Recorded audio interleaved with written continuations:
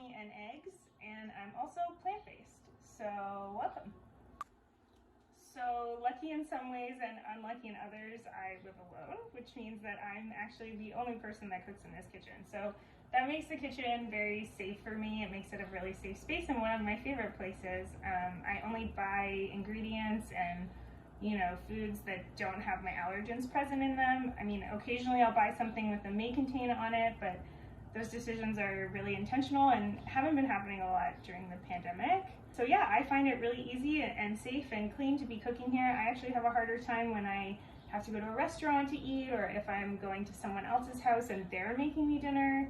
I get more nervous and prepare myself in different ways for that. But here, this is one of my favorite places. All right, so I'm gonna give you a tour of my freezer, but before I do that, I do just want to warn you that I have the freezer of like an 80-year-old nonna.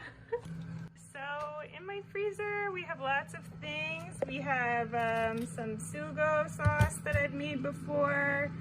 Obviously lots of pasta. I have some cavatelli here, some more cavatelli. These look like some ravioli. I'm sure there's some tag back there. I've got some frozen cannelloni, lots of pasta. Oh, here's some pappardelle. This is a great little tip. At the end of tomato season, always grab a bunch of the tomatoes that are in season and put them into the freezer. People think that you have to like skin them and make them into this huge process before they go in the freezer, but you don't. It's a lie. You can just freeze them whole, and then when you want to use them, run them under some warm water and the skin will peel right off. Something I always do at the end of all my vegetables from the week, I throw them in a Ziploc bag, reuse a Ziploc bag every week. So this is just like the ends of celery or kale that I didn't finish. And then every week I make them into some soup broth. So that'll be good in any recipe that you're making, or if I'm sick one day and I don't have time to cook, I know I always have multiple broths in the freezer.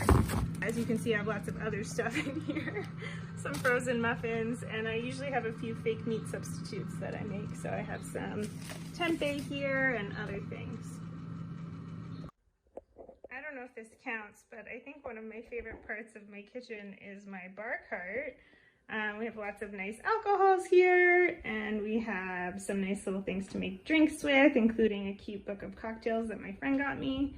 And of course, a great wine selection. We've got a Lamidia here and some other great natural wines. And the nice thing about alcohol is there's much fewer of them with my allergens in them. So I like to get creative with them and make a cocktail or have a wine that pairs nicely with whatever I'm making for dinner. Anyways, thank you so much for joining me in my kitchen today. If you do want to follow me, you can follow me at Bubble Girl Kitchen. And I just want to say, I know I don't have the nicest kitchen, but I hope that shows you that, people with allergies exist everywhere. We don't all have this like shiny influencer life.